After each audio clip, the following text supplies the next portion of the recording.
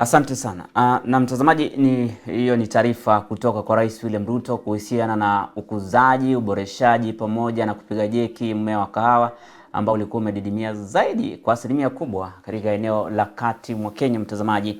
Kwa hivyo tukiachana na hayo, tuelekee hapa jijini Nairobi ambapo hapo jana kumekuwa na maafa mengi, hususan ambayo yalitokea kutokana na maafa ya moto huko Gikomba, ambapo watu wawili waliweza kufariki na wengine kadhaa kujeruhiwa vikali, mtazamaji, kufuatia moto mkubwa ulioteketeza soko la Gikomba hapa jijini Nairobi, mtazamaji, ambapo aidha mali ya mamilioni iliteketea bila kuweza kuokolewa, huku mkasa huo usiku wa kuamkia Jumapili, mtazamaji. Baadhi ya wafanyabiashara sasa wanadai kwamba wapewe fidia na huenda moto huo ulisababishwa na kimakusudi, na wengine kutoa taarifa zingine huenda ukasababishwa na stima ama umeme, mtazamaji.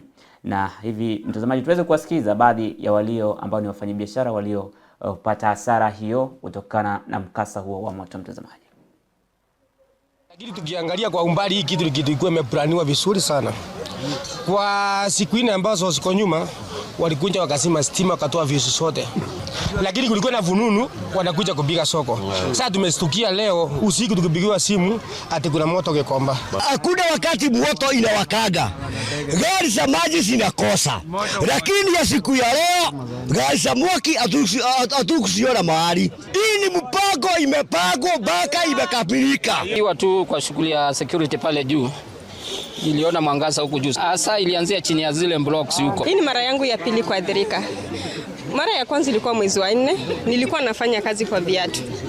Kwa viatu tuliamka ikiwa tarehe 31 on Monday. Nikapata kumeangushwa kote. Nikaona nikuje nijishikilie kwa viatu. Ndio nimeamka tu. Saibu niambie nitaanzia wapi? Watoto wako shule, nyumba inafailipo na faukulu walisha, utaanzia wapi? Kila mali yote tulikuwa tumeweka kwa soko imechomeha, sasa tumeachwa bila kitu. Hii mali ilikuwa ya loan, tuko na maloni kubwa sana. Sasa hata hatujui tutaelekea wapi. Lakini tukiangalia kwa umbali, hii kitu kilikuwa imeplaniwa vizuri sana. Kwa siku nne ambazo ziko nyuma walikuja wakasema stima wakatoa visu sote. Lakini kulikuwa na fununu wanakuja kupiga soko. Sasa tumestukia leo usiku tukipigiwa simu